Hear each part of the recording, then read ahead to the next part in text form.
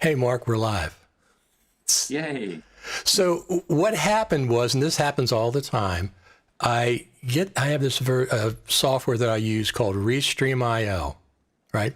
And it broadcasts to Facebook, YouTube, and Periscope simultaneously. Well, everything was fine Monday when I broadcast.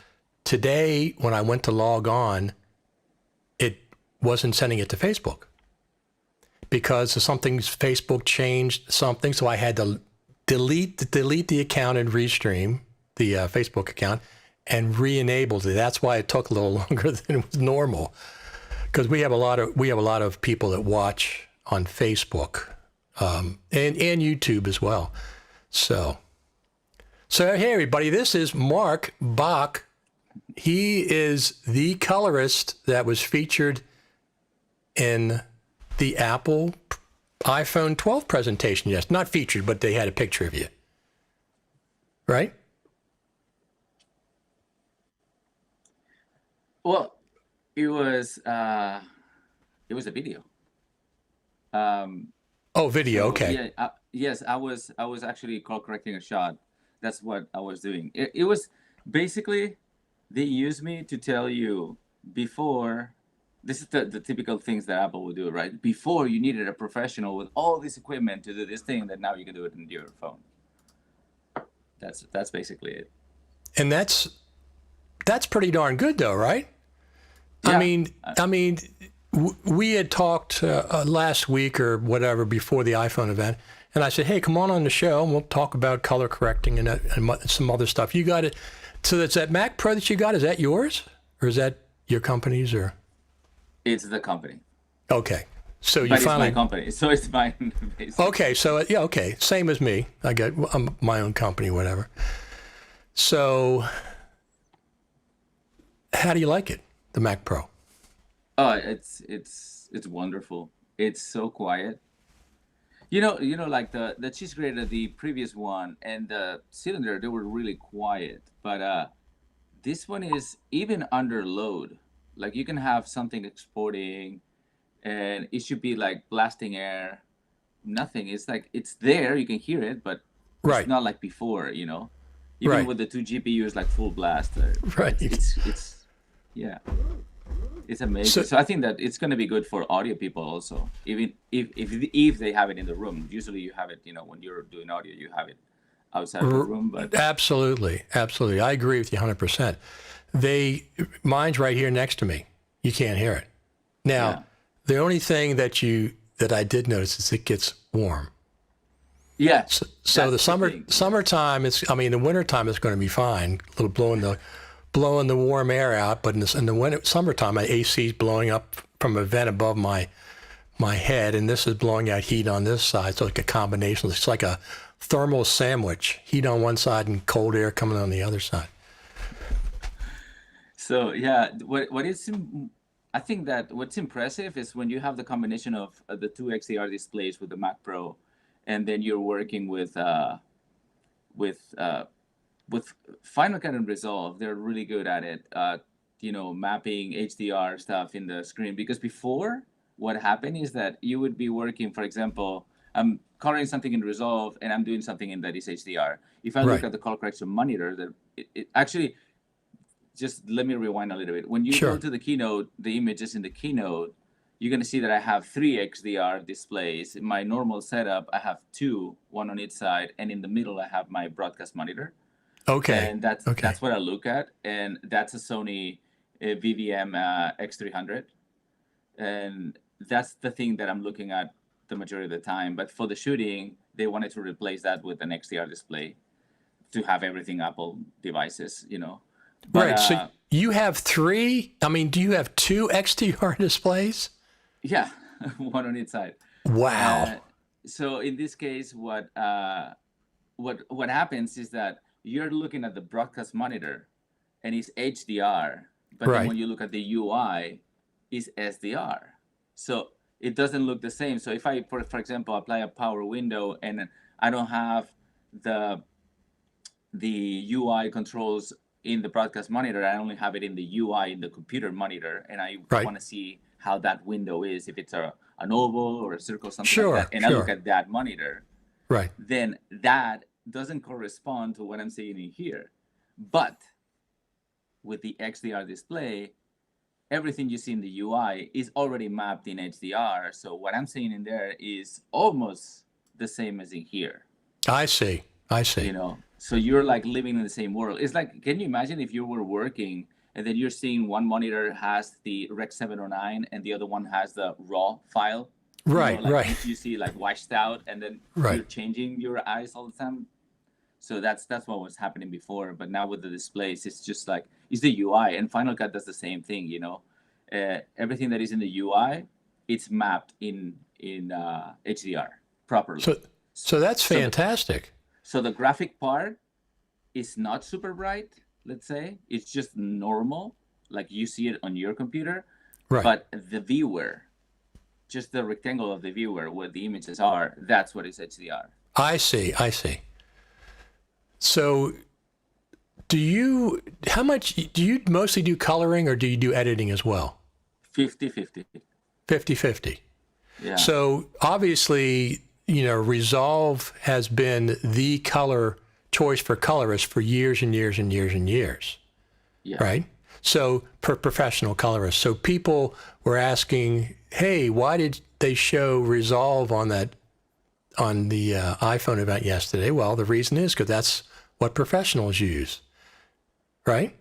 Exactly. You wouldn't be coloring a movie using Final Cut. You would be Right. coloring a movie using Resolve or Baselight. Right. Or, you know, Nucoda, there's another one, you know, and there's more, even Scratch. But you would not be coloring the movie in Final Cut. You know? Right. It's just, it's as good as Final Cut is for just basic editors, it's not what professionals use. The same way, and I talk about this quite a bit, when somebody's sending out their mix, they don't mix it in Final Cut, they send it out to a Pro Tools house typically. Yeah. Same exactly. thing. You would use the application that is specialized for the thing that you want to do at the moment, right? Right. Like, can you edit a phone? I mean, can you edit a movie in a phone? Yes, you can, but you're going to use the tool that it's going to allow you to do it properly. So you're going to use a Right. computer, could be a laptop with external display, or you know, a desktop computer, but you're going to use something that is going to allow you to do it properly. And Final Cut has really advanced color tools, like, you know, you have the curves, you have, you know, the different hue saturation curves, and then you have Right. the wheels, and then you have all that stuff. I even created my own tools for coloring that kind of mimic some tools that exist inside of Resolve, and things like that, which is amazing that you can create your own tools, but still lacks natively some of the stuff that you would use all the time, like tracking a window. Yes, I can use keyframes to, like, you know, Sure. make an oval Sure. of my face in here and bring, you know, brightness up or down in my Exactly. face. But Yes. if I move, I'm gonna have to keyframe all that stuff, or Manually. use a third-party plugin like Color Finale, you know, that has a tracker. But natively, you don't Right. have those tools in Final Cut, and all the things like grouping clips. For example, if you're working in a movie and then you have a whole scene that happens in a room, and then you have that location repeated in different parts of the movie at the same time of the day, for example, you can group all those clips in different parts of the movie, you know, in the timeline. So you can have, let's say, I'm looking here, you can have a section of the movie right here, and then right here, and there's something in the middle. But then what you can do is group these clips together and apply a color correction to the group. And then whatever changes you do to the group is going to affect all those clips being everywhere. So if you would like to do that in Final Cut, you would have to use, for example, an adjustment layer, put it on top of the scene, and then copy and paste that adjustment layer every time that you have that scene, and apply the Right. color correction to that adjustment layer. But what happens if you want to do a change? You Sure. would have to Sure. go to every single instance of that adjustment layer and copy paste the changes. But in Resolve, you just do it live. It's like, I just want to change this setup. Like, say, bedroom 1 nighttime, Right. and I just want to add more blue. Boom, that's it. You know, Right. all of them are changed.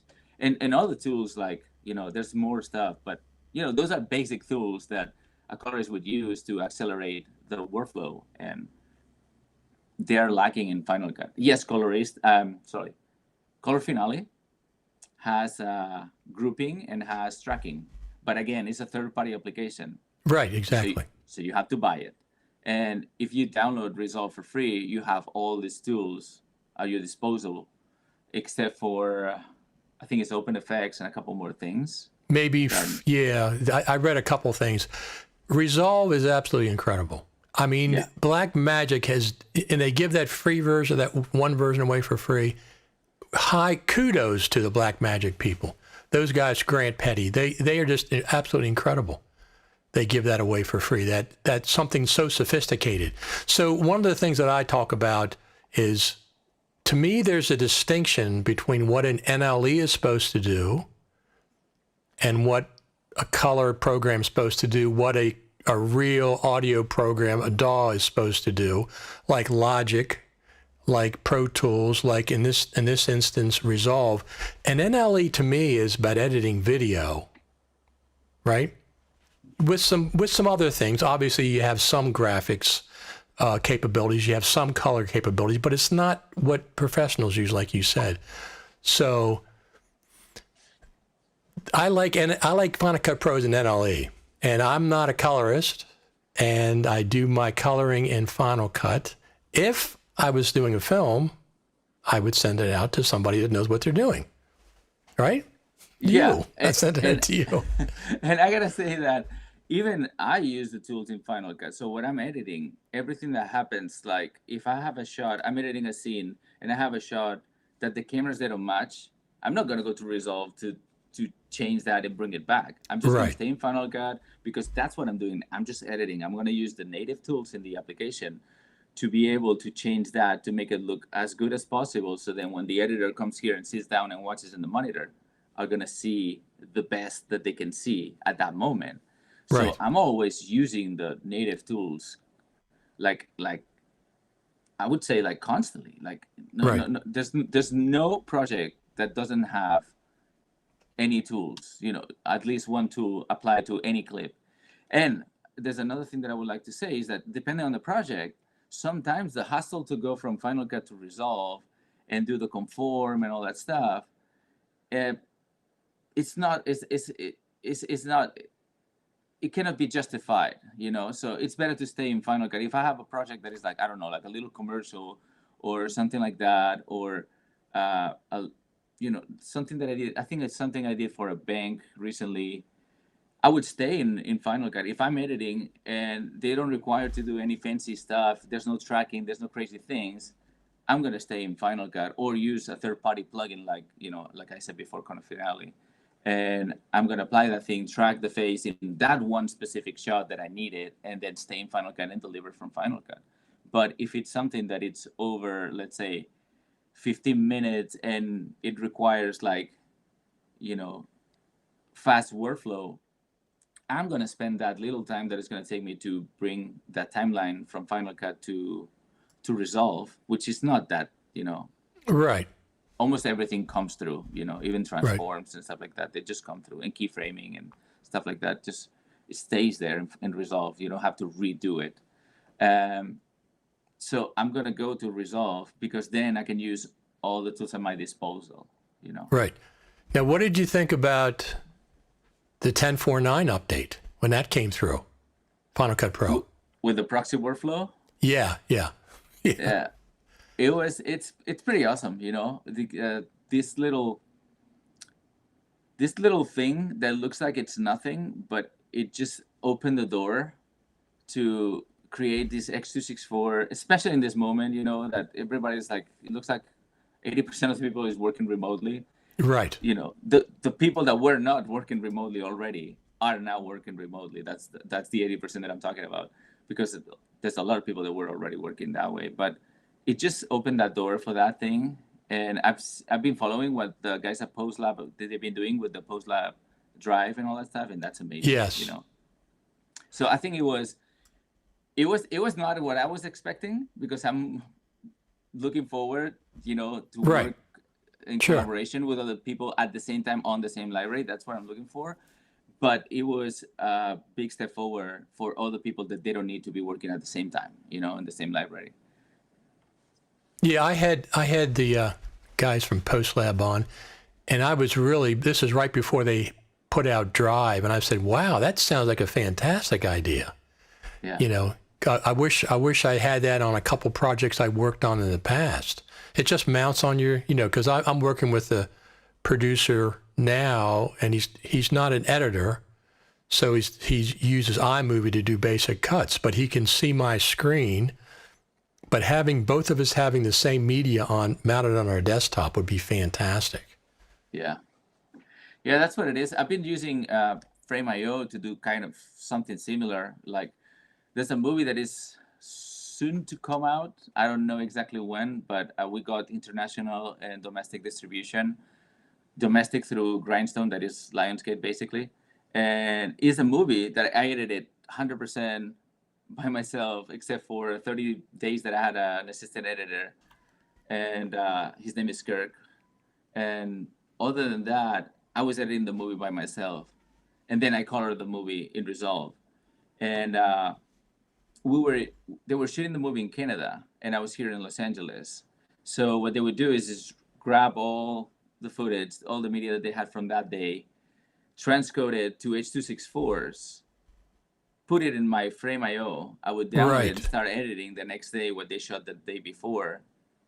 And at the end of the shooting, they sent me the hard drives with all the footage that I was able to reconnect. We did some tests and before, you know, and all that stuff. But and it worked pretty fine. But, you know, every day there was the thing of like, I need to download everything that was posted before. Right. I would have to wait and all that stuff. And I don't know if post-lab Drive solves a little bit that thing where, you know, you have it like right away or you have to download it. I haven't tried yet. I just like follow the news you know, and read what's about, but I didn't get my hands on it. But it looks like it looks pretty promising. Yeah. It just seems, you know, for people that aren't technical, it seems like it's an easy solution. Hey, it's on your it's on your desktop. The media that is put is right in there. So I really like the simplicity of it for people that aren't technical, maybe that aren't editors and stuff. So we met. Do you remember when we met? Yeah, it was. I think the first time we met, was it an AB or was it when there was the summit of 3 years ago? I think. I think my memory is a summit.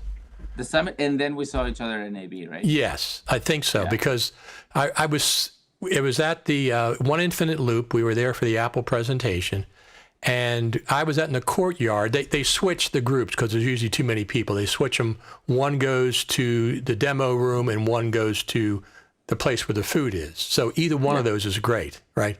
Yeah, the food is always fantastic at Apple Park or Apple Campus. So I was outside in the courtyard waiting for the food. And I look up, and there's Marc Bach. And I said, how did you get here? Because you weren't at the sessions, right? You said you were invited. Apple invited you up or something. Yeah, so I was invited for the presentation. For the presentation, that's what it was, right? You know, remember that we went to the theater, that little theater in there, not the big one, not the new one. And then we went to the demo room. So I was invited to that thing. Yeah, I have some friends in there, you know, some friends at Apple. So well, it's Tim Cook. It's got to be, right? Yeah, I mean, yeah. He calls me every day. Yeah, exactly. I mean, that's how you got on the Apple. I mean, you don't expect. Listen, let's talk about that iPhone 12 thing. Yeah. People were saying to me on different groups before the event that what were some things that would make me switch, because I have an iPhone 11 Pro Max, make me switch to the iPhone 12. And one of the things I said was 10-bit. And they said, I don't think that's coming on the phone. And then here it is, 10-bit HDR. Now, what the heck's going on? What are they doing with those phones? It's like they got technology from a UFO that landed somewhere, and they got their technology and put it in this iPhone. 10-bit HDR in an iPhone. Yeah, but you have to think about this, is that if you're recording HDR, the HDR specs, they tell you that in Dolby Vision in this case, and they are, you know, talking about Dolby Vision in the phone, Dolby Vision says that your camera has to be able to record 13 stops of light minimum. Okay. Which that's the interesting thing. Does the iPhone allow you to record with 13 stops of light? Because up until now, I think it was 9, if I'm not wrong. Okay. So if you would use an application like Imac Pro, and then you would switch to their vlog, or I don't know how it's called, but some log format that they allow you to have 2 more stops of light. That would be 11. But it looks like maybe the combination of the new phone with a new sensor plus the Pro, how do you call it? Apple Pro Raw. Yes. So it could be that those two things together allow you to have the 13 stops of light that are required for let me turn off the notifications, are required for Dolby Vision, because you have to keep in mind that HDR is HDR, and then, for example, Rec 709 or Rec 2020, that would be the color space, are 2 different things, even though now they're kind of like bundled together. Right. HDR is just like, let's call it luminance stuff, just light. And then you have the color space that it would be Rec 709 or Rec 2020, that is a bigger color space with more colors, more brightness on the colors, and more saturation that can be, that the color can have. So those are 2 different things, even though they're bundled together, like HDR is those 2 things, but it has to be said that it's separate things. But so in this case, 13 stops of light. I don't know how they are achieving that. If it's a combination of hardware and software, that's probably it. But it's pretty good. And actually, I was thinking the same thing. I don't like the square edges of the new phone. I like the round edges. It feels so much better when you have this phone on your hand. Like, let me put it here. Right. It feels so much better on your hand than the square edges of the iPhone 4, 5, or whatever it was. And that I didn't want to switch, but I've been using the phone lately to record stuff as a demo for things that we're going to record later. Like I go on location or something like that, of a couple of things that we're working on right now.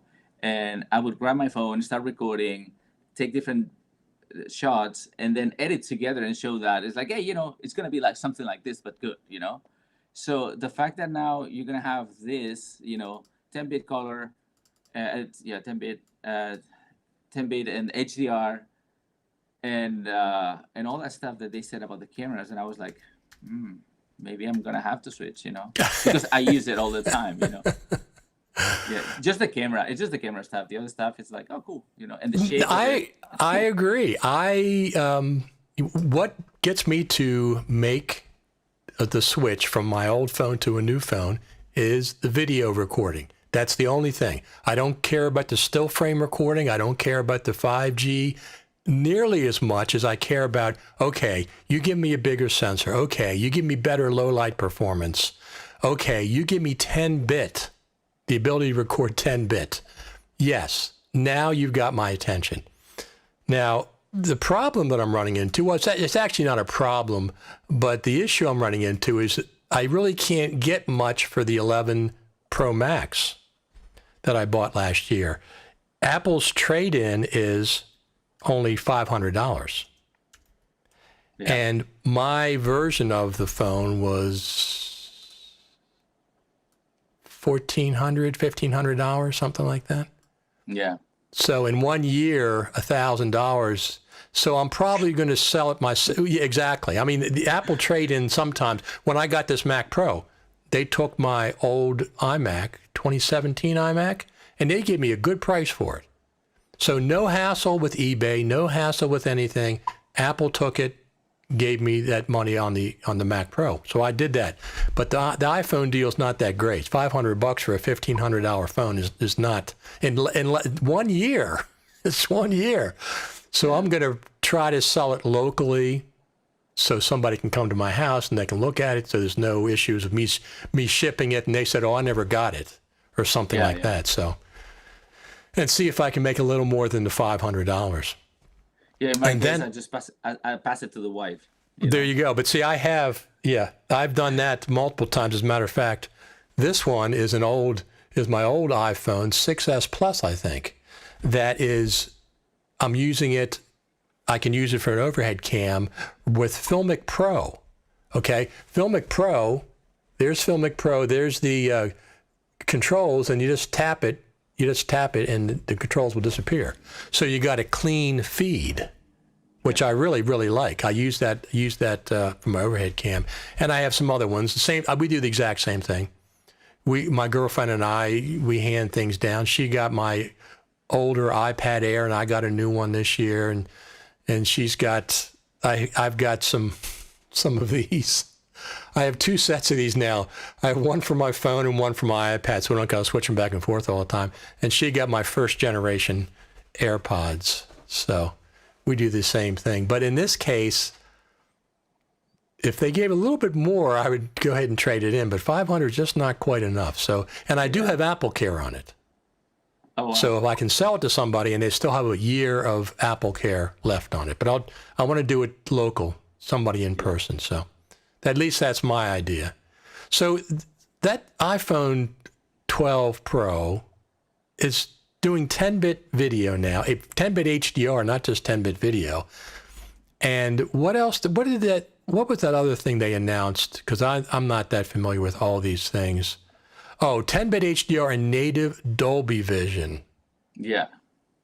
That you can edit on the iPhone presently, right? That's what Apple said. I got to tell you something, is that I was watching the presentation, and then they started talking about HDR. And so I'm like, wow, that's interesting. So I was like full on it. I was paying attention to everything that they were saying at that time. And keep in mind that I don't know anything when they came here and they shot in my studio and all that stuff. Sure. They don't, it's like, it's so secret that you don't know anything, right? So I'm watching the presentation, I'm paying attention because this is pretty interesting. It's my field, HDR and all that stuff. And I'm like, right. All of a sudden, I see myself. So I was in shock. I was like, what am I doing in here? I didn't know it was for the keynote, right? So all of a sudden, I see myself, I get in shock. It's like, what? And then the shot, it was long. It was not like 2 seconds. It was like 5 to 6 seconds long. And I was like actually doing something with the shot. And I was like adding a vignette, and then I was changing the size of the vignette, and then color correcting it, like bringing down the mids and stuff like that. So it was all that time to do that. And then after that, I couldn't follow the explanation of what happened about the HDR stuff. But basically, my understanding is that, so the way that Dolby Vision works is that, let's talk about how the other ones work. Okay. So when you work with HLG, that's one of the formats that for HDR. HLG uses how can I explain this? That is not really technical, but it's basically a dynamic way of shooting HDR. It's going to capture the image, and then depending on the screen that you have, it's going to apply a curve different. Let me explain, okay? You record with your camera and you record with HLG, and then you put it in an HLG TV. If the TV is 700 nits, it's gonna bring up the brightness starting at certain level, and it's gonna stretch it up to 700 nits.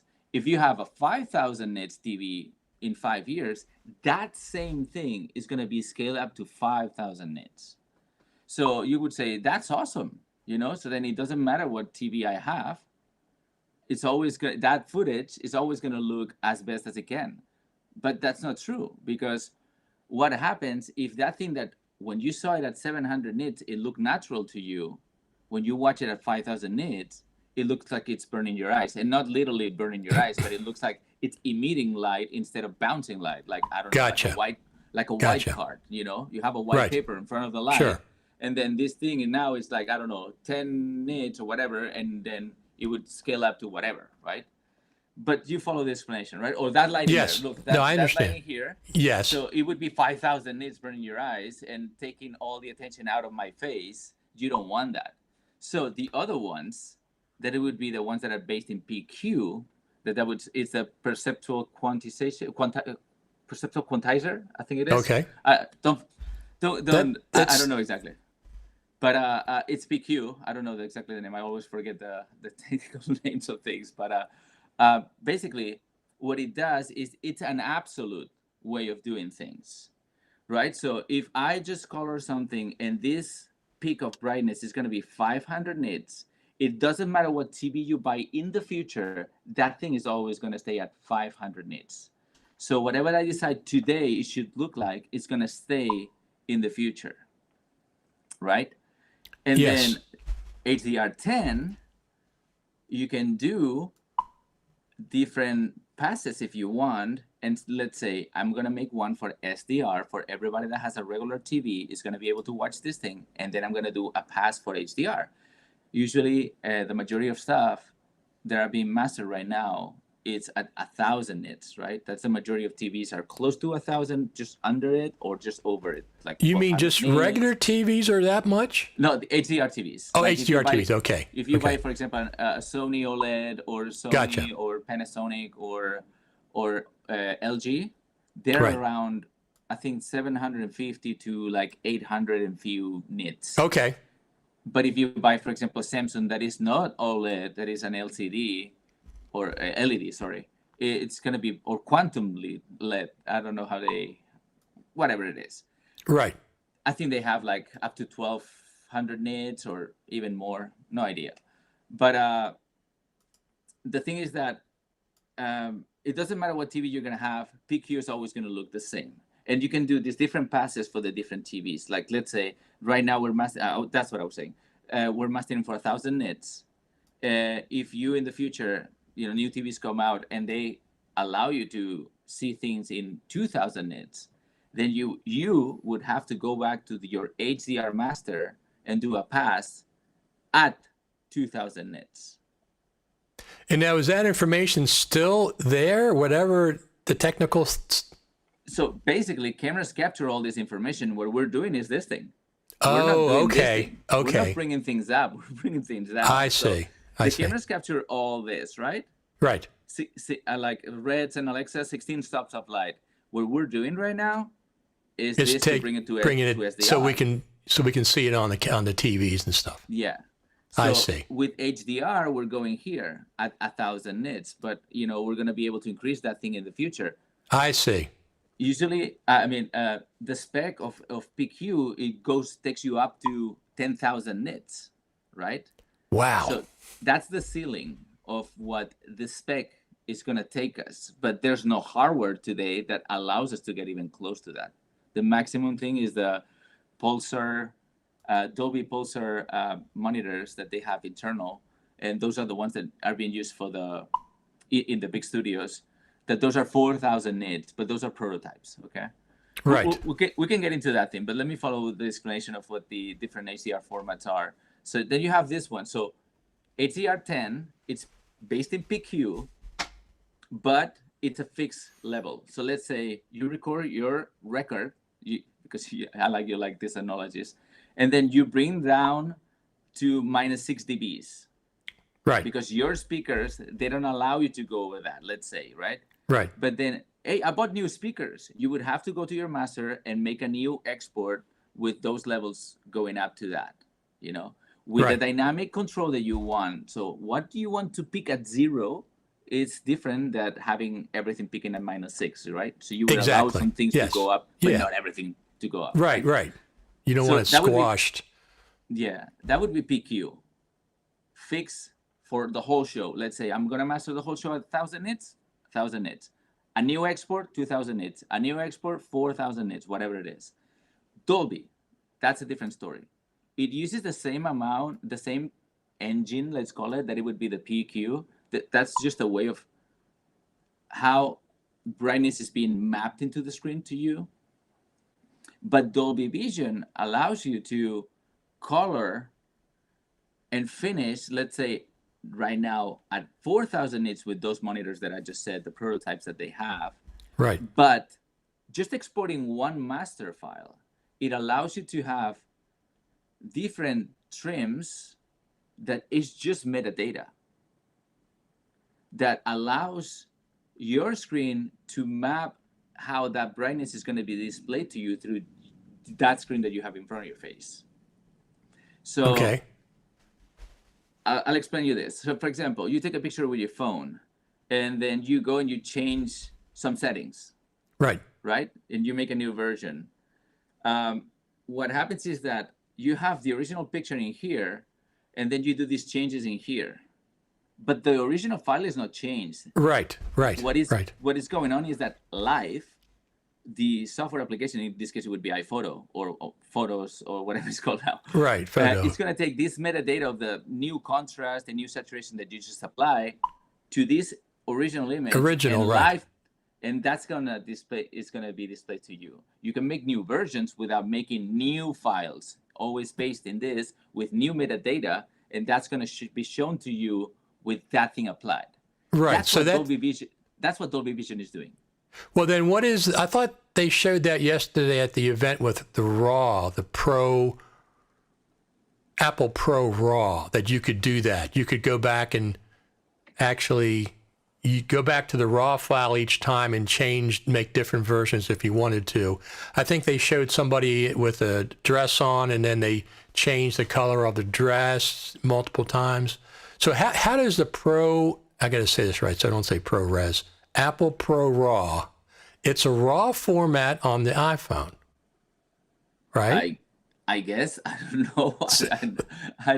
I haven't touched, but the way that other raw formats work is that way. So after the fact, you can change color temperature. Right. You can change the ISO of the camera after you did the shooting in this case, right? So depending on the camera that you're using, it's already baking in everything into the file. So when you're editing, it looks what it should be natural to you. So it has a contrast image with saturation and all that stuff. But that's not what the camera sees. So when you're doing that thing and baking that information into the file, you're getting rid of stuff. Like, for example, in that window, right? Maybe with a different display, you would be able to see outside that window. But with the technology that we have today, you don't see it. Right. When you're baking information, you would lose that information in there, in that window, and it's gone forever. So when you capture something raw, the information is there, and you choose how to display it. What device are you using to see this thing? Okay, this is what we can show you right now. But you can change that thing in the future. So capturing something raw allows you to have all that information instead of baking it into the file and losing it forever. Okay. How it works in the phone, I have no idea. Yeah, I don't either. One. Yeah. Well, I'm going to get one. I just got to figure out what to do with my 11 Pro Max. Because, I financed it, so I still owe a year on it. Yeah. And I owe more than $500 that Apple is willing to trade me in. So I got to say, how am I going to work that out? Yeah. But I will work it out because, once again, for videography, there's better low light, there's a bigger sensor. They incremented the telephoto zoom, optical zoom, a 0.5 from a 2 to a 2.5 on the Max version. So that I wanted a little better zoom. That's about as little as you can get. I was expecting maybe a 3 or a 4, but they gave us a 2.5, which is fine. I mean, I really like the 3-lens system. And I was going back and forth with Imac Pro on Twitter Sunday because the native iPhone photo or camera app, when I'm filming, I can switch between the 3 lenses while I'm filming. Ultra wide, wide, and zoom. And it just takes like 1 or 2 frames to go from one to the other. And I do that a lot. There's only one other app that does that. It's called Pro Camera, but it's real slow transition between them. And I've said, can you make it faster? And Imac Pro says they can't because of something with the developer kit or whatever, or the whatever it is.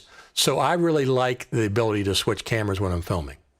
So I used the native app. Yeah. Yes.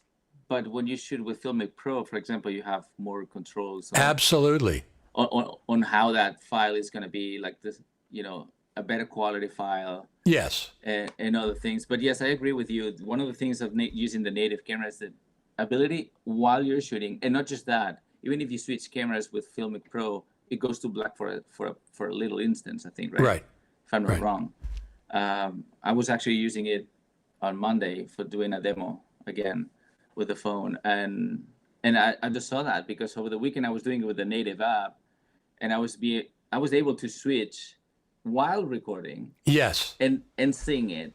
Yes. And then in Filmic Pro, you have to go to the menu, switch the camera, it goes black for a second, and then you can, start a new file. But yeah. It's No, I'm looking forward. Yeah, exactly. So the only app, like I said, that can switch cameras while recording is Pro Camera, but it takes like, I don't know, half of a second to switch from one lens to the other. Apple is virtually instant.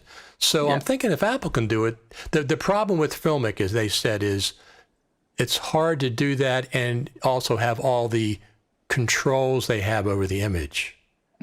It's hard to do both. That's also why, remember last year at the iPhone event, they showed the ability to record 2 screens. Yeah. And they said it's coming to Filmic Pro. Yeah. It never came to Filmic Pro. Same thing. They did double take instead, which I use all the time. They never brought it into the Filmic Pro, and the simple reason is it's too complex to be able to record both screens and keep all the features that Filmic Pro has, all the controls, manual controls, audio, et cetera, et cetera. Oh, I saw the controlling here, but yeah, I see it. When you tap, double take. When you tap, it takes you to the other app, so it doesn't do it in the same app. That's right. But they showed it. They said it's coming to Filmic Pro, but then they came out and said it's just too complicated. It's too complicated to keep all the manual controls, all the depth you have in Filmic Pro. So Filmic Pro basically is for a static shot. If you're not going to be changing things, you set up your shot on a tripod or even if handheld, if you're not going to be changing lenses. Because the other thing is I got the moment case. So I can put on my moment lenses. So I have a 2x optical zoom that I can put on the 2 zoom and I get a 4 zoom. But you have to switch apps and you have to manually do it. So once again, if you know you're going to need that, set it up on a tripod, switch the 2x adapter on it. And I also have an anamorphic lens for moment. And boy, I tell you, when you shoot anamorphic on these phones, it's incredible. It's the width of the shot is absolutely incredible. I was really impressed with the ability to shoot anamorphically. And I think you shoot with the regular wide lens and then put the anamorphic lens on it, and it squeezes the information optically, not digitally, and then you can de-squeeze it. Love those shots.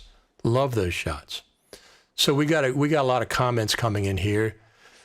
I heard talk about Filmic Pro, but you use it on an iPhone 6 to get a shot overhead cleanly. How do you do that for when I plug my iPhone 6 Plus in a camera brings to? It's a setting. Let me pull it up there. It's a setting well, actually, I can't pull it up, but there's a setting. If you go to the gear icon, there's a setting in there for clean something to do. Oh, there's a setting in there to hide all the controls with a single tap, which is what I'm doing there. So there's an actual setting in the gear icon, hide controls, and then hide, there's 2 settings you want to do. One of them with a single tap, one of them is to hide all the controls. So that's how I get that overhead shot clean. And not only that, so I love music. You're a musician, right? Yes. Yeah, right there. Right. You're a drummer, obviously. So I love live music, and I'm a big fan of rock music, roots rock, original roots rock. I haven't been able to go out and see bands, right? Yeah. Because of the COVID situation. I started bringing bands here. Oh, I saw something. Yeah. Yes. So I started bringing bands here, and I have this 16-foot wide, 18-foot wide double car garage. So what I do is I open the garage door, and they set up just barely inside the garage. Basically, they're outside. There's a little audience that sits outside in chairs. They're 6 foot apart or more, or they wear their mask, whatever they want to do. But it's basically outside, but they're just barely inside the door. So they're coming up. There's another band coming up Saturday, 4 o'clock. I started doing that because I miss the live music, and I can't bring them into the recording studio like I normally do and stuff. So I'm doing a couple of those, but of course it's weather dependent. I won't be doing it, I don't think, in December too much. It's to be too cold. Yeah. Well, you should move here. Well, that's true. So one of the points I was going to make was the Filmic Pro app. I have 3 camera setups. I have an iPhone on the right-hand side of the stage going across the stage, an iPhone on the left-hand side going across the stage, and then I have my GH5 center for the main center shot. I can use Filmic Pro with a clean HDMI output from my phone that's furthest away from me. They have clean HDMI output now, and I tested it, and it works. I got a 30-foot cable, HDMI cable, going to my phone with the Apple adapter, and it works. And it's you can like charge at the same time, right? Yes, I have to charge. I just charge at the same time. I have a battery pack on that tripod, and I can charge it. But the only thing you have to make sure the frame rates are right, because I usually shoot 24, and when I'm streaming, I do 30 just to make everything even, 30 frames per second across the board. And I didn't do that one time, and it was a little bit skippy. So then I figured out what it was. Yeah, and you have to be careful, because if you are using the native app, you're in photo mode, and then you tap and hold the how do you call Record it? button. In English? Yeah, recording button, but in this case it would be the trigger for taking the picture. Yes. If you hold that thing, you can record a video. That video is going to be in 30 frames per second. It doesn't matter what you set. Oh, is that right? Okay. Yes, for the recording. So if you're combining both and you're like, I'm going to take a picture and record a video, and then you have the recording of the video, of the video setting in 24, you're going to have a mix of 24 and 30 frames per second. So I see. That's good to know. I wouldn't use the tap and hold to record videos. I would switch to video to stay always in 24. In my case, I always want to shoot everything in 24. So right. I would stay in there.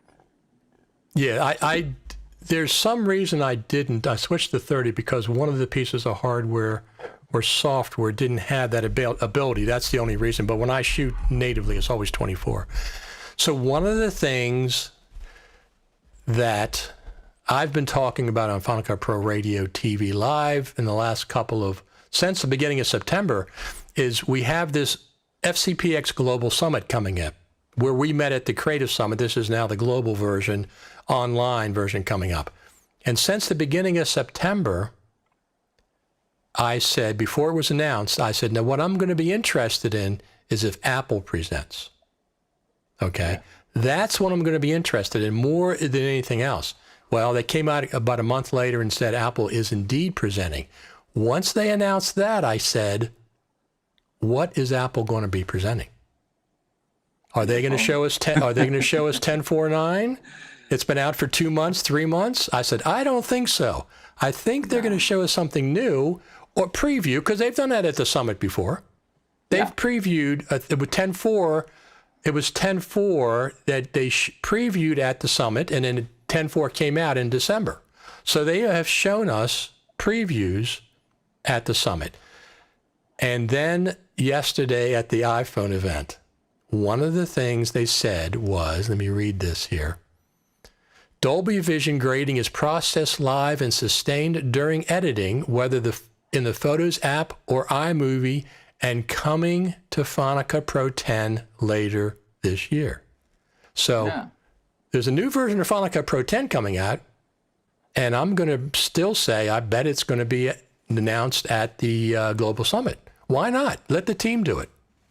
Right? It makes sense. It makes sense. Especially because they put it in there in the keynote. And yes. Yeah, I'm pretty interested about how they're going to bring those Dolby Vision controls of how to do these metadata trims, or if that's going to be the case, because Dolby does a thing that is automatic. Okay. You can do it in Resolve that, you can record in HDR, and then you say like, hey, I want to convert these clips to SDR. You press the button, it does some kind of analysis. It analyzes the frame. In this case, it would take that. Sorry, this is not in mirror. Right. So it would take that. It would analyze the images, in this case, this frame, and would say like, okay, this is the darkest part of the image, and this is the brightest part of the image, this lighting here. Right. And then this algorithm that they have built in, and it would transform that to be SDR, shot by shot. You can do that shot by shot. And so is that what Final Cut is going to have, or is it going to have more than that? Is it going to have controls to the different trims? Like I want to do 1,000 nit trim, I want to do a 2,000 nit trim, or something like that. So I don't know, and I'm really curious about it. And and if they do it, how they're going to do it? Because Apple, the thing that I like about Final Cut is that they not just think about a feature.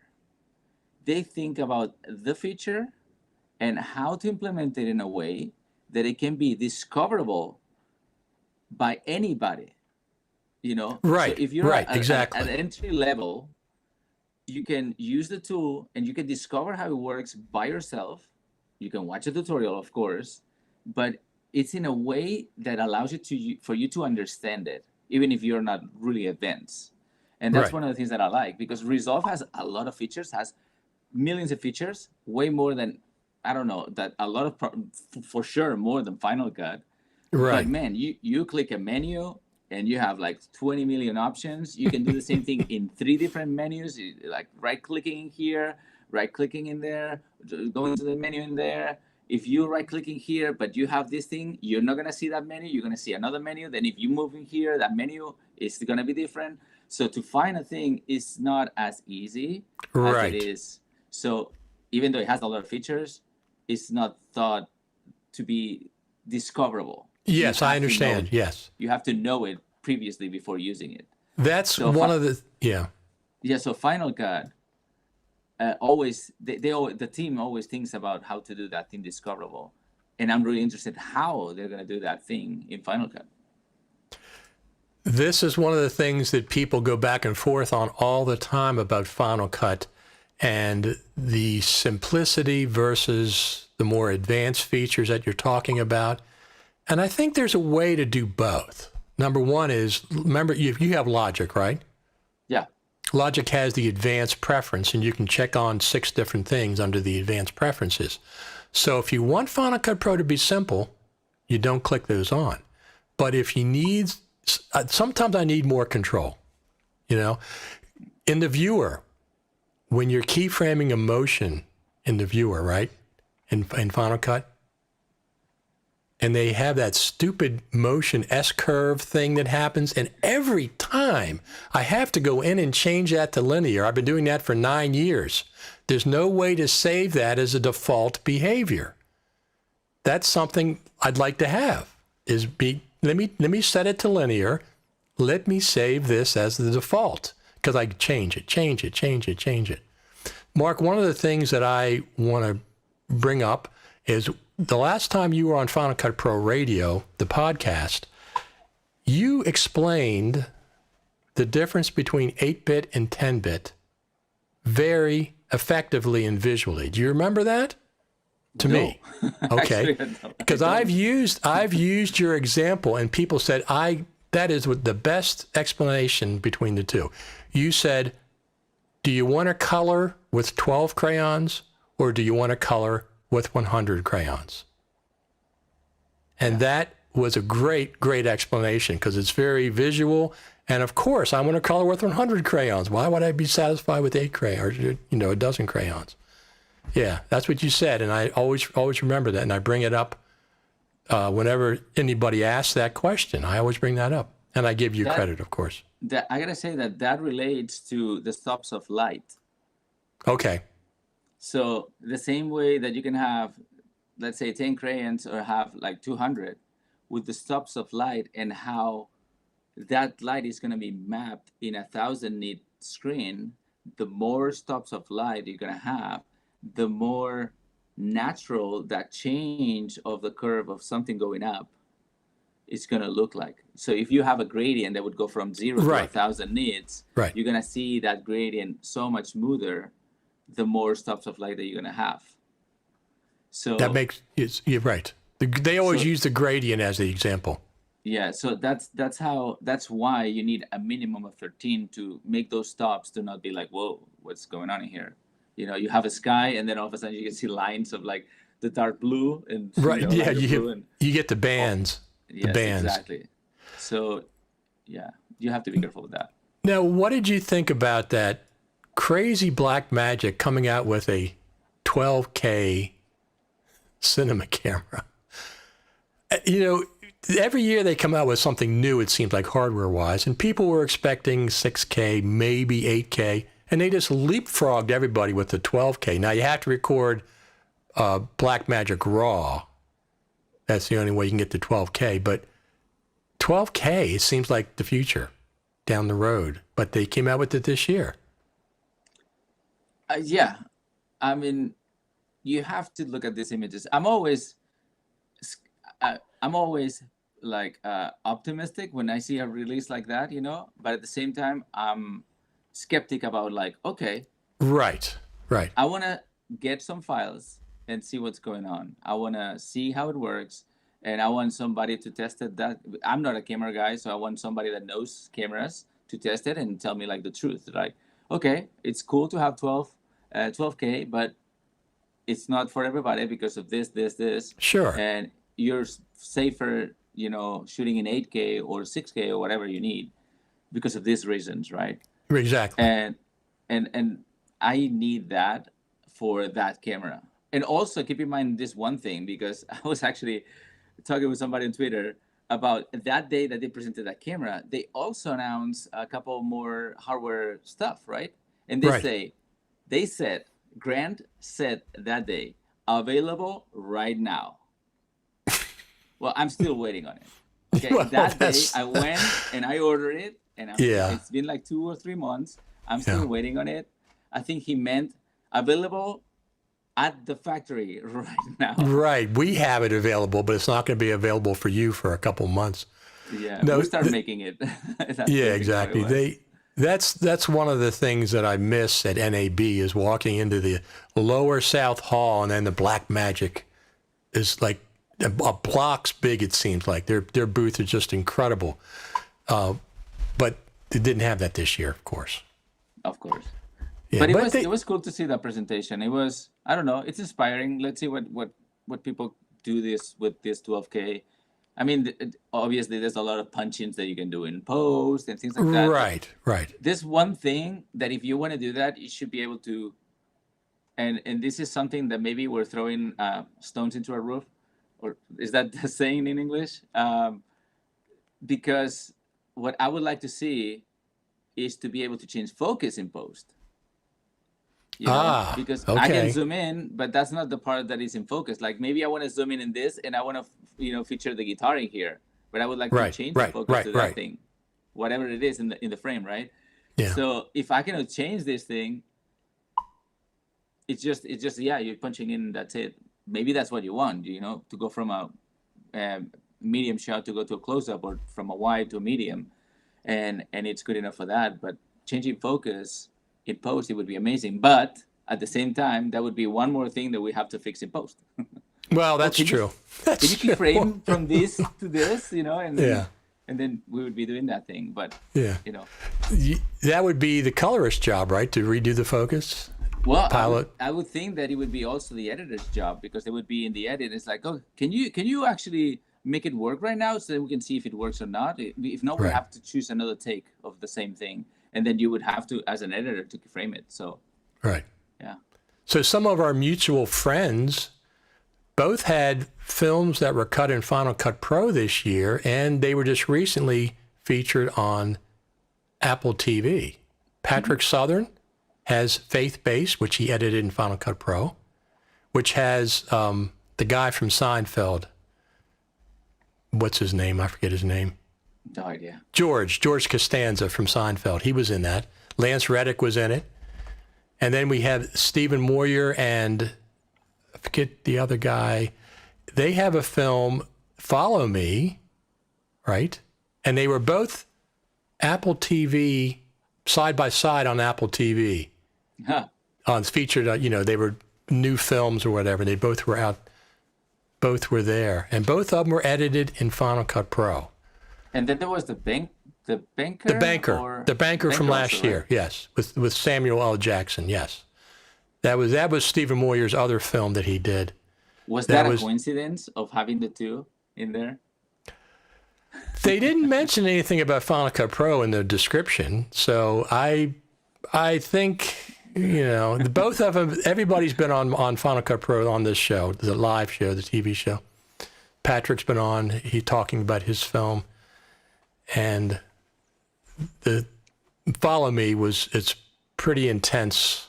It's a pretty intense kind of social media / horror movie where things have you watched both? I have not watched both, but I've bought both. I usually only watch movies on weekends. During the week, I watch TV shows, Netflix or Apple TV or whatever else I have, Amazon Prime. Weekends I save for movies. Have more time, can relax more. So I have bought both, but I haven't watched either one yet. But I will, absolutely. I don't know if they do any credits for Final Cut Pro at the end or not. Who the heck knows? I always put it in the stuff that I do, if I can. If you can. Yeah. So everything that we did at the channel, at audience, that now it's dead. The channel, they closed it because of the Warner Media. AT&T bought Warner Media and all that stuff. So then they changed the organization of the company. So the channel that I was working on, they closed like a few months ago. And but everything that we did in there, all the documentaries and all that stuff, we would always put the logo of Final Cut logo, and actually the red logo, because we would use always red cameras. The first film that I recall years ago at the Creative Summit, Jeffrey Orthwine did a film, and he had the Final Cut logo in the credits, and I stopped at a freeze frame. And my girlfriend knows what Final Cut Pro is because I talk about it so much. I said, look, there's the Final Cut Pro logo there. Because that's it's just one of those little things, those little nice things that most people won't pay attention to, but of course we will. Yeah. And I had Charlie Austin on a couple weeks ago too. He was on the show. I like to get you LA guys on here that are Final Cut Pro proponents, right? Yeah. So you can come on and say, hey, it's mostly Avid out here, or Premiere, it seems like as well. But I can tell you that I would say everything that is union is going to be Avid. Everything that is not union is going to be Adobe. Okay. It's like that. If it's for a corporation, let's say, if you go to work to Netflix or Fox or stuff like that, it's gonna be Adobe stuff, because it's easy for them. They get the corporate license and stuff like that. Right. They can add as many users as they want. So it's easy. They don't understand how it works with the Apple Store, I think. But it's just cheaper. People always, when Adobe has numbers, they do numbers for their subscription, which most people have for Photoshop and After Effects. Yeah. They get Premiere for free. People don't buy the subscription for Premiere, I wouldn't think, for the most part. And they don't break the numbers down. They just said, this is how many subscriptions we have. Apple, curiously, did bring up numbers for two NABs, 2017 and 2018. 2017 was 2 million and 2018 was 2.5 million. They haven't updated those numbers since then, so we're between 3 and 4 million, I presume, at this point. Maybe the other, Chris Mertens was the other one on No Escape. Chris Mertens was the editor, and Stephen Moyer was the assistant editor on that one. Yeah, I was saying that maybe Apple is going to have that number on the summit if they present. One thing I found out about Apple in the Final Cut Pro team, they don't seem like they always agree on what should be said and what shouldn't be said. I think without revealing anything, because I don't know, but it seems like the Final Cut Pro team gets clamped down on sometimes by Apple Corporate, which I understand. I understand that, but sometimes they can't do some things that they want to do because of Big Sur's coming out that week or whatever. Where the heck is Big Sur, Mark? I mean, I'm on the beta. I'm on the public beta, but I thought for sure we'd have the public version of Big Sur out at the iPhone event. It's October the 14th. Where in the heck is Big Sur? I think that there's going to be another event in November where they're going to present the Apple chip silicon computer, the first one or the first two, whatever it is. Right. And at that point, they're gonna say available today or whatever, you know. Right. That's But what I figured too. I think they're bundling it because it was a big thing, right? I think, if I'm not wrong, if you have an Apple chip computer, it's gonna say that is Mac OS 11. But if you have I an saw Intel that. computer, it's gonna be a 10.6. 10.4 point something. I don't know what they. I don't know what it is. 10. We're at 10.15, so it should be 10.16. Right. I think. Okay. No, wait. This is yeah. Because this is Catalina on this computer, and this one I have two computers. This is my old iMac Pro. Because I had to reconfigure the room for the recording of that thing of the keynote. Right. So right now I have the two XDR displays in here. I don't have the Sony monitor, and I'm still passing stuff because I didn't want to do a migration system of my old iMac Pro to this new Mac Pro. So that's why I still have two computers, and it's, I'm missing this plugin. Let's go find it in here. Exactly. Whatever. Exactly. A file. So plugins are a challenge still. You know, people complain about the App Store all the time. It's like, I don't like the App Store and all that stuff. Look, you get a new Mac, you go to the App Store and you go like download. Yeah, exactly. There's no serial numbers. There's nothing. Now, when you get into the audio video world, then you go like, oh, all those plugins that I have, all those instruments that I have, all those video plugins that I have to go and find the serial number. Yep. You know, it just takes forever. That's why I have both computers right now on, and I have this one still in, what was the one before, Mojave? And, that sounds right, yeah. Yeah, so I have Mojave in one computer and Catalina on the other one. And yeah. I like Big Sur when I've tried it, but there's some things that don't work yet. Some of the apps are not over there. My audio interface, this guy, it's a UA Apollo Twin X, which I use, but I don't. This is so aggravating with this. This is not meant for streaming live. This is meant to be used with the DAW, with the DAW. Mm-hmm. And I can't use the Thunderbolt out of this thing because it does something weird where it sends two audio signals and they're slightly out of phase with each other. So I take the analog out. And feed that into this USB Scarlett, and this is my USB device, and that works fine. And I went back and forth with UA on it, back and forth. I said, why is a Thunderbolt feed not giving me the same thing as my analog feed out? And they kept saying, oh, it's supposed to be controlled by a DAW, which can control that, but Skype and streaming, no, it's not really meant for that. So yeah. I was having the same issue. I have an Apple G Quartet, and I was setting it up here in the Mac Pro, but I was not able to get the microphone that I have in here to stream, you know? So I had to switch and connect everything to the iMac Pro and use the iMac Pro microphone with the camera. So speaking of the iMac Pro, at WWDC, Tim Cook said two things. And one thing about Apple is they are specific for a reason. They said, we're going to have a Silicon Mac, singular Silicon Mac, before the end of the year, the first Silicon Mac. They also said, we have Intel Macs, plural, in the pipeline that we're really excited about. We've only seen the iMac. Are there more Intels coming? Do you think the iMac Pro, perhaps? If they want to stay relevant, so for example, the iMac Pro, I think it hasn't been updated since 2018. Okay. So it could be. It could be one of the last ones to update. Well, yeah, and one of the things is they're not replacing this Mac Pro anytime soon with silicon. They shouldn't. I mean, that's too powerful.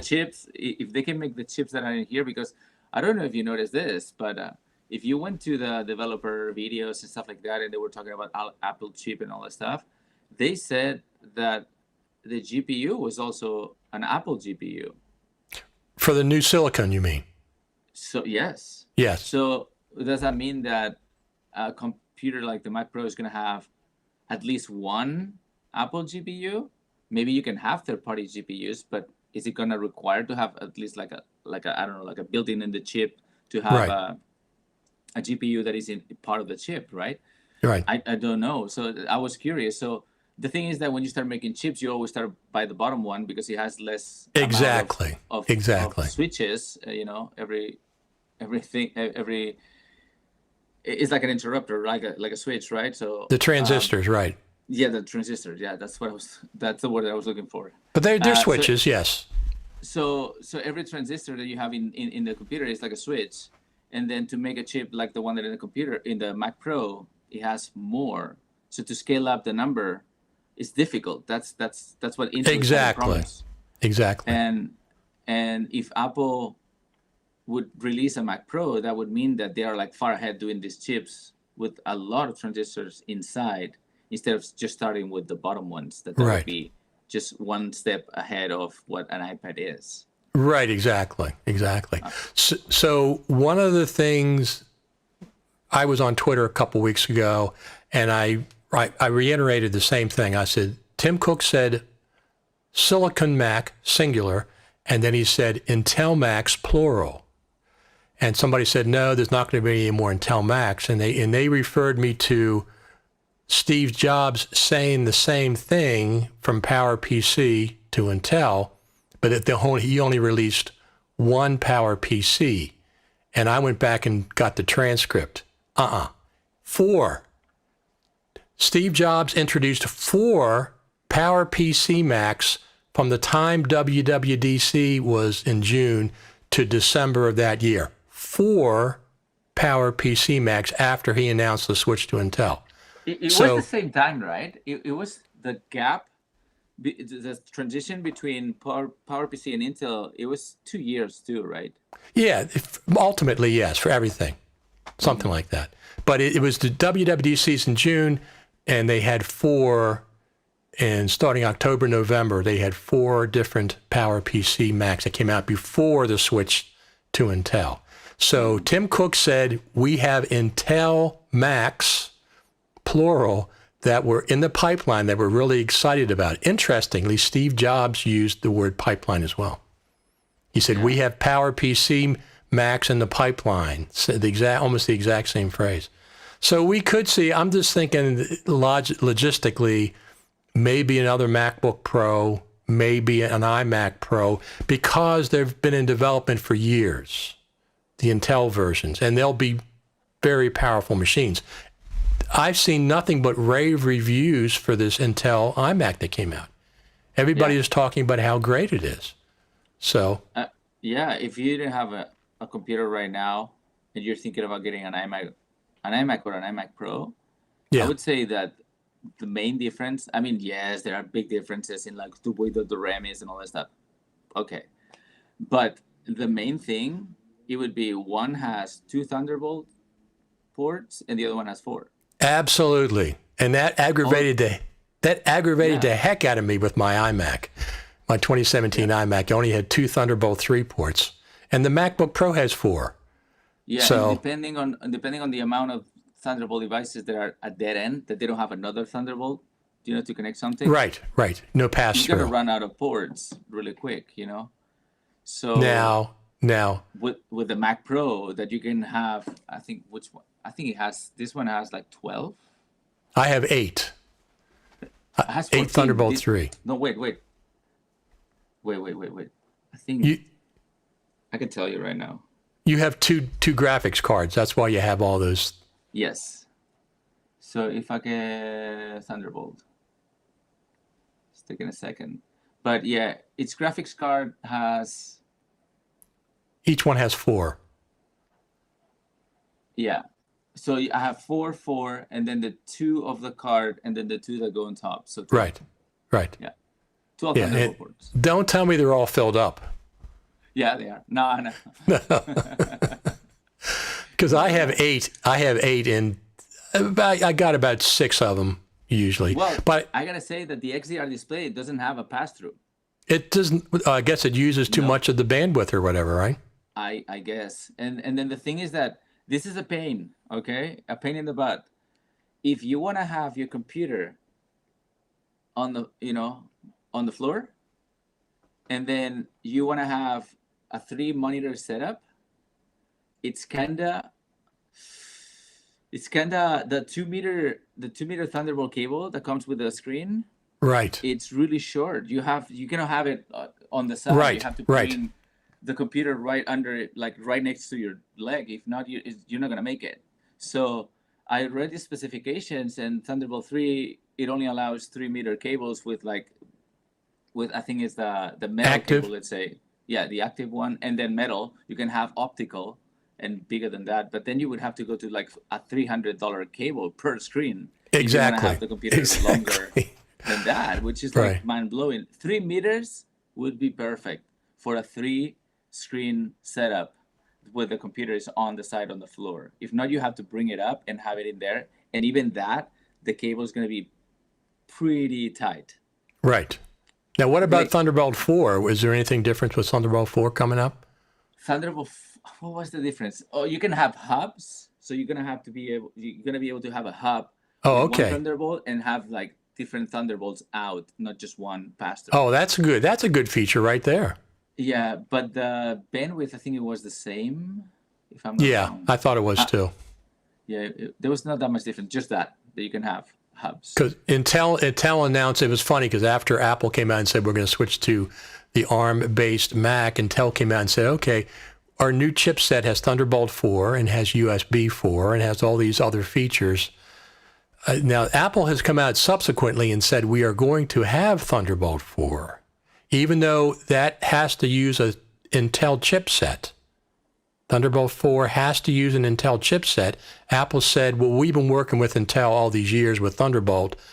We will have Thunderbolt 4. So I guess there's a little chipset they're going to put in their ARM Macs for the Thunderbolt 4 stuff. That's what it seems like. And then USB 4. Yeah. So, I mean, USB is catching up really fast. yes, exactly. Right behind. Exactly. So I think we've solved every single problem with Final Cut. We've talked about it. Everybody's got all their answers. There's a new version of Final Cut coming out. Apple said that the other day at the keynote, at the iPhone event. And everybody, I've been saying for months, there's probably going to be something new at the Global Summit, Future Media Concepts, Future Media Conferences. They changed the C to conferences since everything's virtual nowadays. So the one thing I want to talk about just real quick before we go is NAB is switched to the fall next year, and they say they're going to have it. Of 2021, right? But the fall instead of the The fall spring. of 2021. Yeah. So it's over. It's about a year old, a year from now. So if things are calmed down, I'll go. I love those. I love the NAB, and I love going to the Creative Summit, meeting people. Yeah. It's always good Yep. to see people in person. Yeah, you get to go to Tim Cook's house probably quite a bit. I mean, yeah. He was here when they shot the thing. What's he He doing? called me. He said, like, hey, Marc, do you want to be in the keynote or Yeah, not? exactly. I don't know. Let me think about it. I talked. But yeah. I talked to LumaFusion. The same thing. They were featured 3 times that I saw them at the iPad event in September. That they had no idea what was Apple. Said, "Hey, we want to use your product. Do you mind?" And they say, "No, that's fine." But they have no idea what's coming up. They have no idea until they see it. I thought my thing was going to be like, I don't know, some kind of them. I actually didn't know they were going to use the video because they spend more time taking pictures than actually recording the action that you saw in the video. Okay. And I thought it was going to be for some kind of like thing on the website about Final Cut or professional world kind of thing, that they're making these stories right now. Maybe they were going to use the image for something. And I had no idea. So it was a surprise. I was as surprised as anybody else to see myself in there. Right. Yeah. Exactly. That must be really, really cool. I know Final Cut Pro Radio podcast and my website, fcpx.tv, are both on the Apple resources site for Final Cut Pro. And I was really ecstatic when I found out about that. So I can imagine. They didn't tell you, right? You just saw it. No. Somebody, I think it was Alex Gollner, said something about it years ago. He said, hey, my webpage is up here, and so is Final Cut Pro Radio and FCPX TV. So I'm up there twice for 2 different Final Cut. It's nice to be recognized. When I first met Steve Bays when he was working for Apple, it was when the 2016 MacBook Pro came out at the Creative Summit.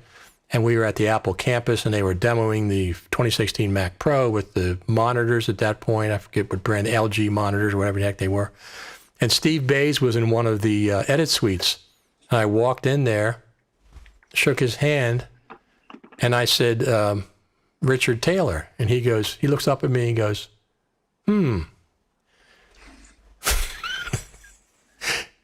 He said something about, he knows who I am. Probably because my top 100 list or whatever. Yeah. And I do commentary. I do tutorials, and I do these live streams, which are, listen, Marc, this is probably my 175th live stream that I've done. I started 4 years ago at the Creative Summit when Facebook Live. This is probably my 175th. I'm approaching 200 live streams on Final Cut Pro specific. That's a lot. Yeah, that's a lot. And it looks like you took the torch from Chris Fenwick. I always listen to your podcast together, and right. I didn't know if you were interviewing him or he was interviewing you. We've done both. When it was the grill, Yes, we've done both. You would be a guest, but you would be like, "Hey, Chris, tell me about this," and then. Well, yeah, because we're both interviewers. So, as a matter of fact, the first year he had the grill, I was on twice. The first time I was on as a guest, and the second time I said, "Chris, why don't you let me interview you?" So I interviewed him on his show, and then he took a break. He was off the air, and I said, "Well, I'm going to fill in here." So that's when I started Final Cut Pro Radio podcast in January. As a matter of fact, the very first guest I had was Sam Messman. And Sam said, I didn't know you were doing a podcast. I said, well, it's because this is the very first episode. It was January. I said, you're the very first guest on the very first episode. I'm, whatever. But I've been doing Final Cut Pro Radio without any breaks, the podcast, for 5.5 years. It'll be 6 years in January. No breaks. During the summertime is the worst time for Final Cut Pro news, but I refuse to not do Final Cut Pro radios. I just push and find information and dig stuff up. But I do a lot of commentary as well. It's not just interview people. I just I can come on by myself on these shows and just talk about stuff as well. Those are harder, but I still do it. I want to keep it going. I want to keep doing. Now I'm doing the FCPRadio TV Live or Final Cut Pro Radio TV Live, or I have the podcast. I have 2 podcasts on iTunes. I have the Final Cut Pro Radio, and I have Final Cut Pro TV also. Yeah. But that's not as populated as the audio podcast. People like the audio podcast better. And they like these. Because you're driving and you can listen to it. Jogging. Yeah. Right. Absolutely.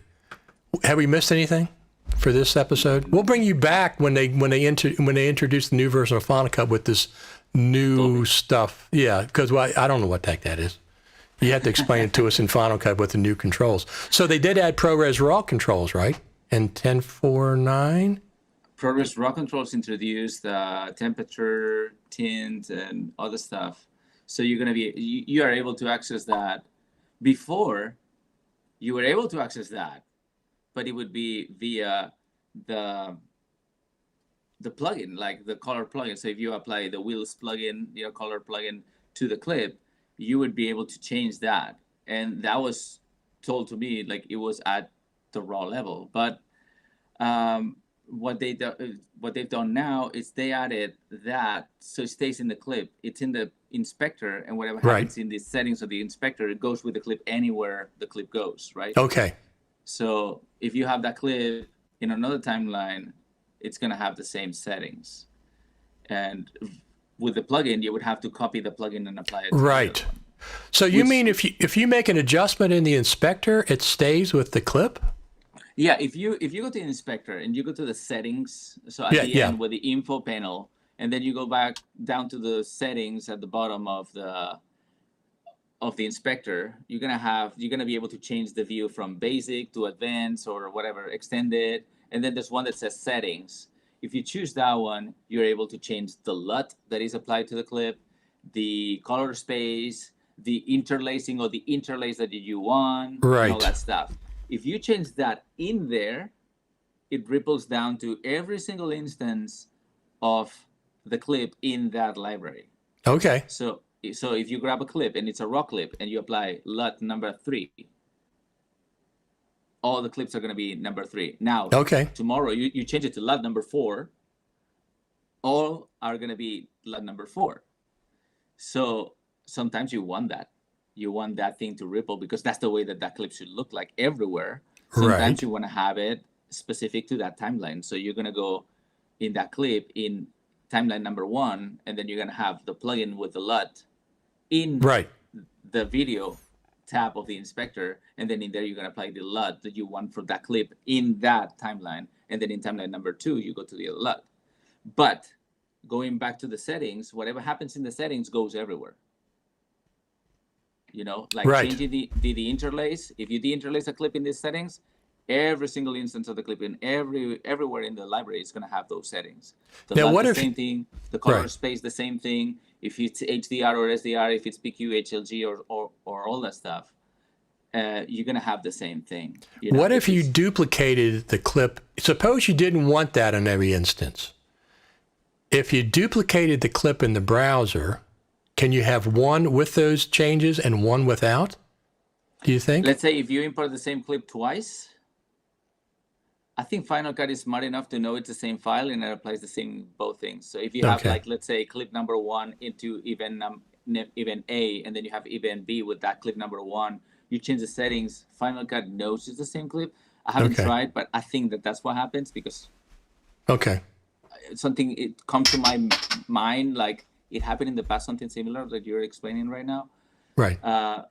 But if you would like to do that, what you would do is turn off whatever you're trying to do and apply it via plugin, not via Okay. inspector Okay. settings. Right. Right.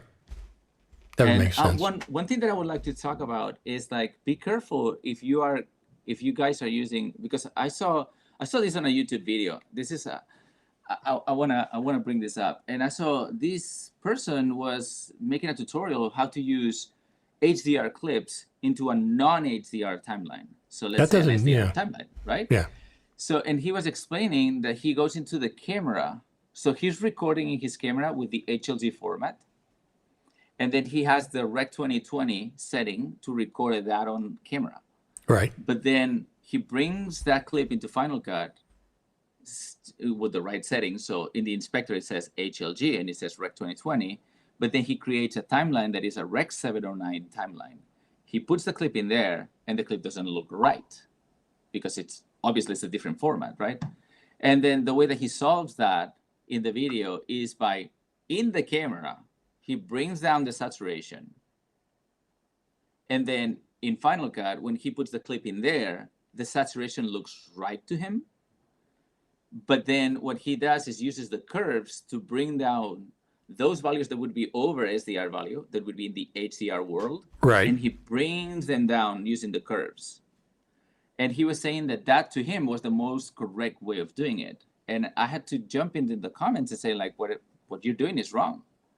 You know, you don't change the settings on the camera. You don't bring the saturation down in the camera. Then you're going to have less colors.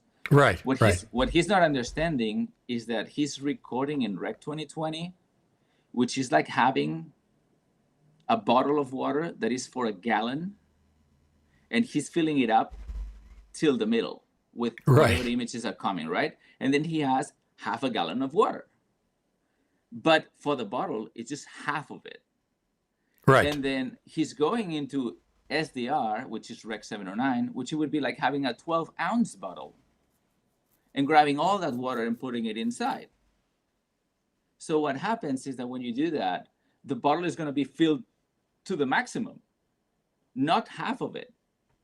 Right. So he was doing that thing. He was trying to bring half of the bottle to SDR by recording less color, which would be putting less water into the gallon of water. And what you should do in this case is use the internal tools that you have in Final Cut, that it would be the HDR Tools plugin that is called that way, HDR Tools.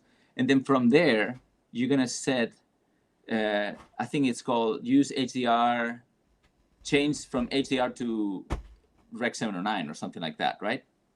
What that does is grabs the bottle of water, the gallon bottle of water that is filled until, just half of it, and then use relative stuff to bring and scale it down to the 12 ounces bottle that you have that is SDR. So the bottle is half. So nothing looks like super saturated. It just looks normal. And also not just that, it just brings down the amount of reds and greens and blues that you have.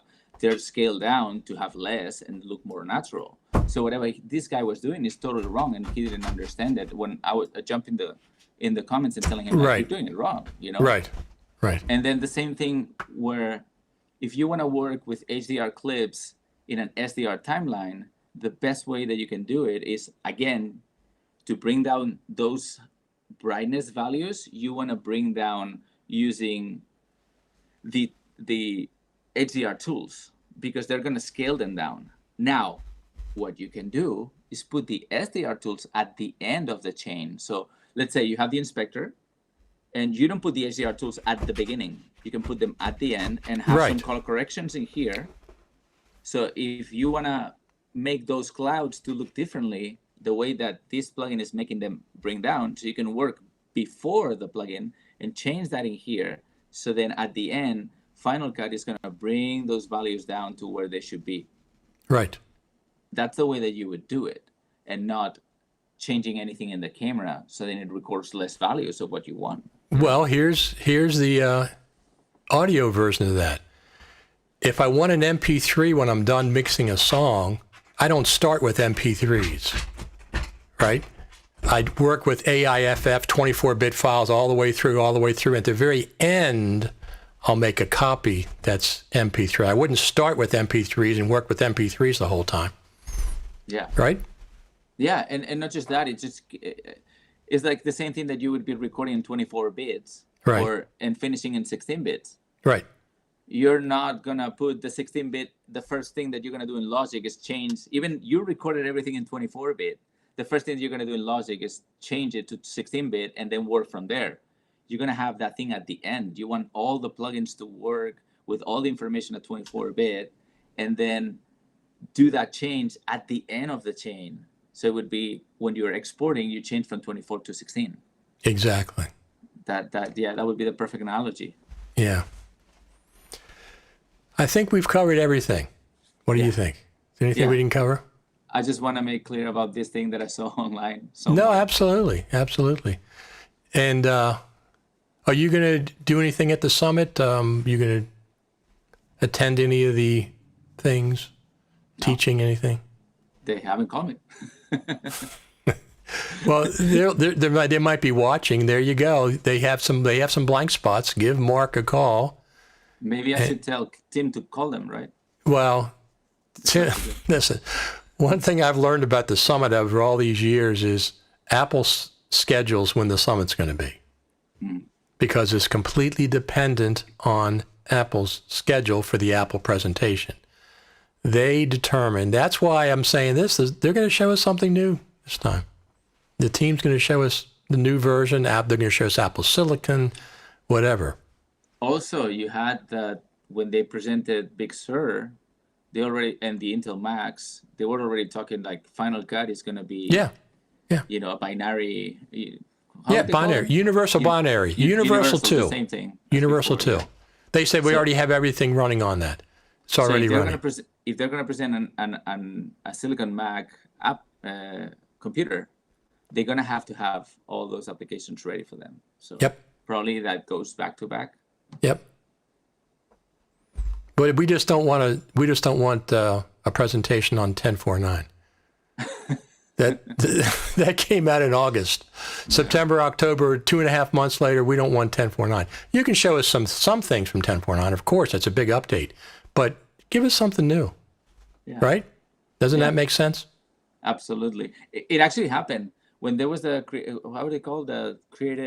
LAC Pug. Yeah, the LAC Pug. Yes. Creative User Group or something like that. Yes. There was a presentation of Apple. In January. No. I'm talking about a few years ago. And there was a release of Final Cut here, like, I don't know, like October, November. Something like that. And then there was a presentation like 4 months later Yeah, at you're the right. LAC Pug. Yes, and but it that's was about that release. exactly.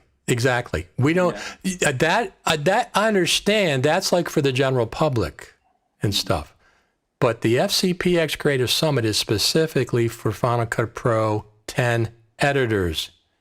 Okay, that's what it's for. That's why it's called the FCPX Creative Summit, or this year the Global Summit. We don't expect that with that. You can do that for the public, LACPUG, yeah. I remember that's very specifically. It was a good presentation, but we had already seen it 3 or 4 months prior. So, So Eric Emmerich says, and I've heard this from other people, the Final Cut Pro Universal Binary is the latest version. No need for more work. Yeah, there's need for more work because we got to have 10.5. You know, they released 10.4.9, then released 10.4.10, which they've never done before. They never had double digits for the third decimal point. I don't want to see 10.4.11. Yeah. And, you know, the heck with that. We've got our bug fix 10.4.10, 10.4.10. Let's see 10.5. So that's what we need to see. Not just to be compatible with Apple Silicon. We know that. Let's see what they've been working on all these years. 10.4 is 34 months old. The longest of any full number version of Final Cut in the history. 34 months old. It's time for 10.5. But think about this, okay? These poor guys, when I say poor guys, it's the pro teams, right? They're making an application, they're trying to bring features and all that stuff to the application and working really hard. But can you imagine it's like, wait. All those features that you're thinking about the next version, stop that. We're going to change from OpenGL to OpenCL. Okay. And then, okay, we're done with that thing. Let's bring more features. Wait. Now we're going to change from OpenCL to Metal. Right. And now, okay, let's continue working with the features. Wait. Right. Now let's make it Apple Silicon compatible. So right. No, I understand. They're not just like making features and putting them in there. They're like required to open the trunk, the engine of the car and switch major pieces to make it work again in the new thing, you know? Absolutely. So it has to be really challenging for them to not just think about features, but at the same time change how it works, you know? What I always tell them is Logic team had Logic 10.5 out in the middle of May. Yeah. Yeah, that's true. So, but it's yeah, well, that's true. Exactly. They're German. Yeah. All right, Marc, I think we've solved all the problems. We've answered everybody's questions. And we'll definitely have you back on, especially if Apple introduces something more complicated in this new version, whatever. Listen, I like Apple pre-announcing versions of Final Cut. They've done it twice. They did one at WWDC and they did one at the iPhone event. I like it when they do that. Let us know, hey, we haven't forgotten you. Listen, 10.4.9 was a big update. 10.4.9 was as big as 10.4.4. It was a feature update. It came out in August. They have never, in the history of Final Cut, ever put out a feature update in August before. August the 29th. So we'll wait for the Global Summit, but I think we're going to see something new. It would not surprise me to be 10.5. I hope Preview, whatever. I do too. Thanks, Marc. And where can people reach you on Twitter? It's Marc Lemby. Yeah, just jump on it. Jump on the conversation. Just tweet about anything that we said here. Absolutely. Thanks, Marc. Thanks, everybody, for tuning in. Appreciate it. Final Cut Pro Radio TV Live. Marc Bach. Find him on Twitter. LA Colorist. He's one of the great Final Cut Pro proponents over there in Hollywood, in LA. That we need more. I think we'll be getting more. Thanks, Marc.